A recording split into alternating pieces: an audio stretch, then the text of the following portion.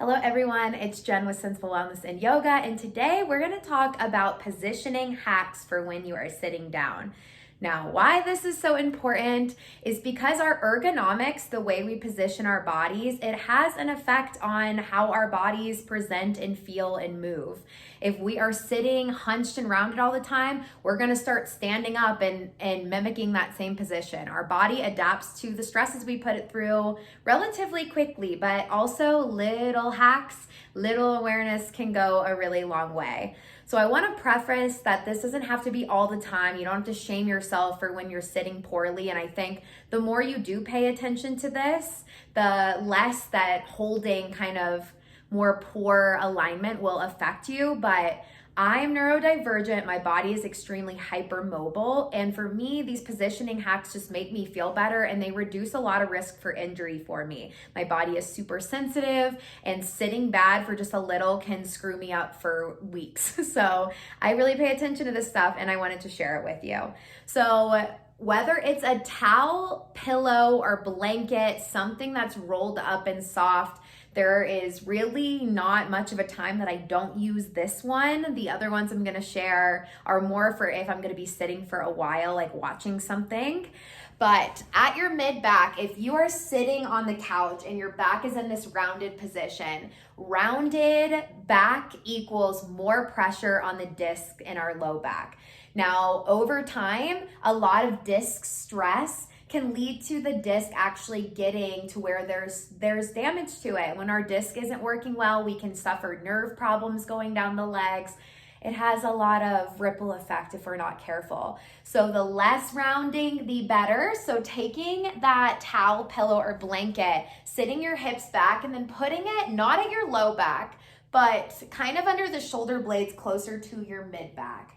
So that already is taking what would be rounding and it's helping to push the back just a little more forward. So you're wanting it to include the ribs and this is just giving you a little press. So that's hack number one that I recommend almost all of the time. I think a lot of our couches and recliners naturally put us in a rounded positioning and that's just doing no favors for anybody. In office chairs, you can see a little bit more ergonomics built into certain chairs, but even if your chair in the office isn't good, roll up your jacket, roll up something, just keep it behind. It feels so much better.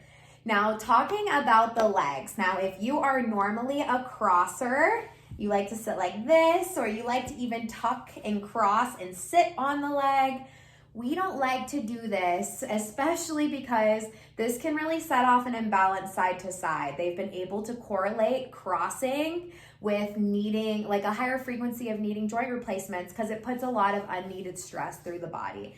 Now, the sensation of that can come for a couple of reasons.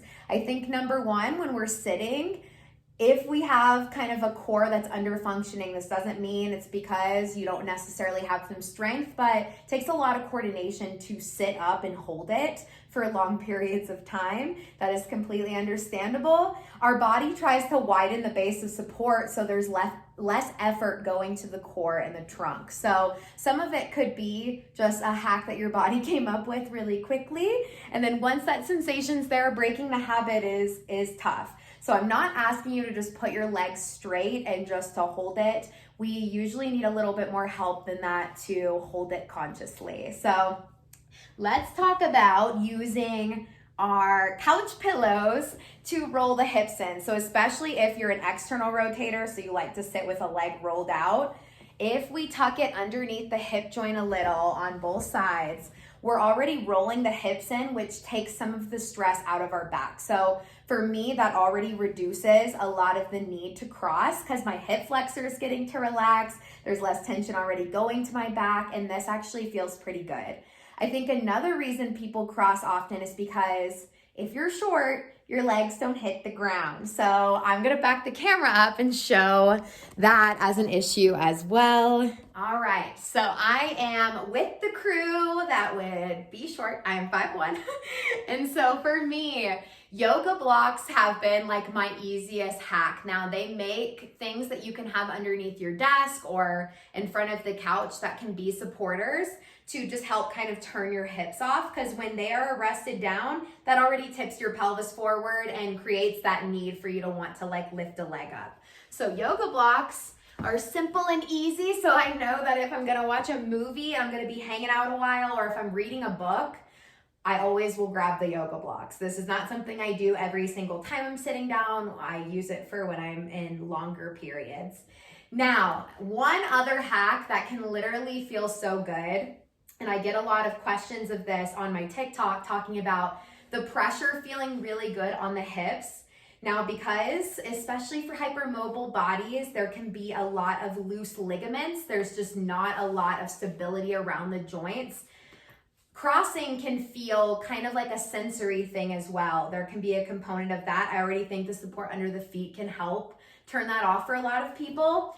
But another really fun hack to explore, especially if you know that this crossing is affecting your knees and your hips and you're feeling some of the pain from it, take a yoga strap, or you can use a pant belt, and create some just support around the knees.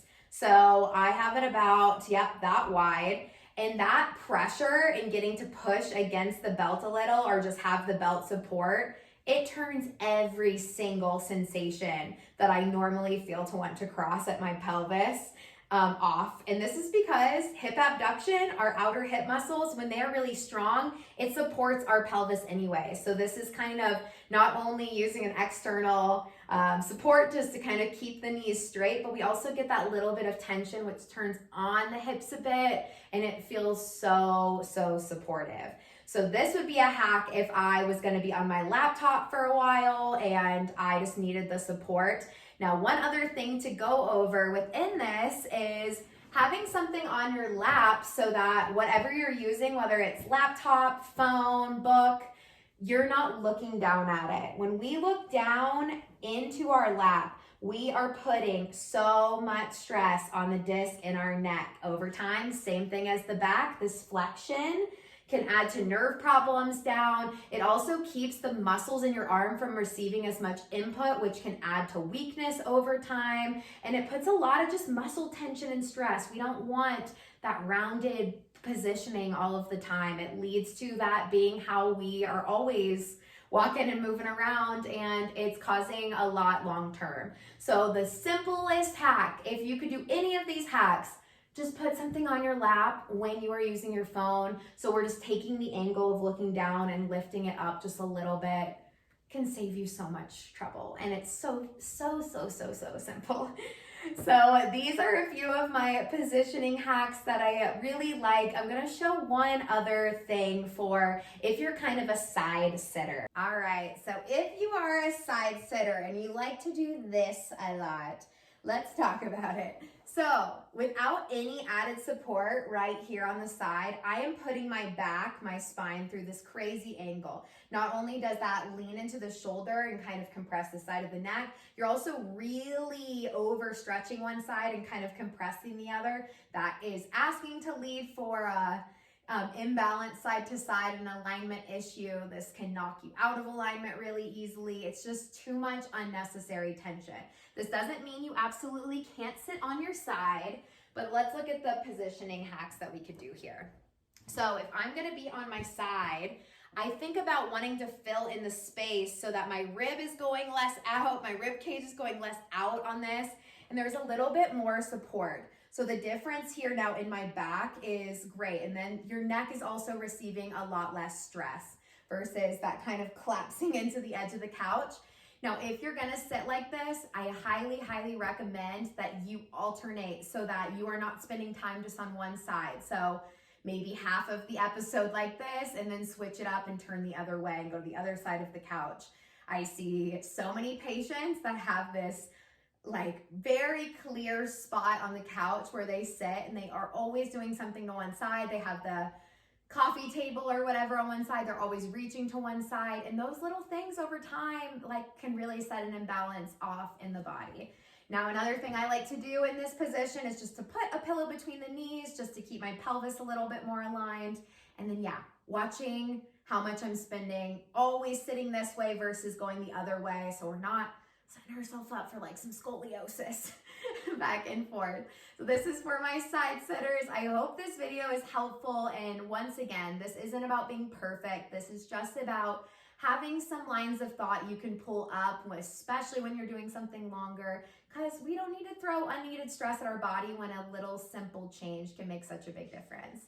Thank you for supporting my channel. Please subscribe and please follow me on TikTok. That's where I do all of my content at Senseful Wellness. Thank you for being here, and I will see you for more videos.